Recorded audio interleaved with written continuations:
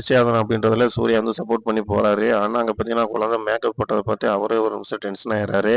அப்போ மகன் வந்து என்ன சொல்றாங்கன்னா, "நீங்க இதுக்கெல்லாம் டென்ஷன் ஆகாதீங்க. குழந்தை அப்படித்தான் இருக்கும். நீங்க வந்து இத வந்து என்ஜாய் பண்றத விட்டுப்புட்டு இப்படி பண்றீங்களே" அப்படின்ற உடனே அவரு "சரி, சரி இந்த மேக்கப்லாம் கழச்சு விடு. நான் டியூட்டிக்கு போணும்" அப்படின்னு சொல்றாரு. பாப்பா அது மட்டும் இல்ல எல்லாத்துட்டயும் இந்த மாரி சின்ன சின்ன சேட்டைகள் பண்ணாலும் ஒரு சிலருக்கு பிடிக்காம போயிருது. மெயினா அனாமிகாவுக்கு கண்டிப்பா பிடிக்கவே இல்ல. அனாமிகா தூங்கும்போது அவங்க முகத்துல மீசை வரைஞ்சுட்டு வந்து அவங்க கோவமாகி என்ன பண்ணிடுறாங்கன்னா, நேரா வந்து பாப்பாவ அடிக்க வந்துர்றாங்க. அப்பா, மகா தடுத்து சத்தம் போடுறாங்க. "உன் குழந்தையா இருந்தா இப்படி பண்ணுவியா? குழந்தைன்னா அப்படிதான் இருக்கும்." அப்படின்ற மாரி சொல்றாங்க. ஐஸ்வர்யாவுக்கு அதுக்கு சப்போர்ட் பண்ணி பேசுறாங்க. நம்ம அனாமிகா வந்து என்னால கோவத்த கண்ட்ரோலே பண்ண முடியாது. இதுக்கு நான் கண்டிப்பா ஏதாச்சும் பனிஷ் பண்ணி தான் ஆவேன் அப்படின்னு சொல்லும்போது, நம்ம விஜய் வந்து "சும்மா இரு அனாமிகா, இதெல்லாம் ஒரு விஷயம்னு பேசிக்கிட்டு இருக்க" அப்படின்னு சத்தம் போட்டு அவரு என்ன பண்ணிடுறாருன்னா, "போய் முகத்த கழுவிரு. அது பண்ணாவே சரியா போயிரும்ல" அப்படின்ற மாரி சொல்லிடுறாங்க.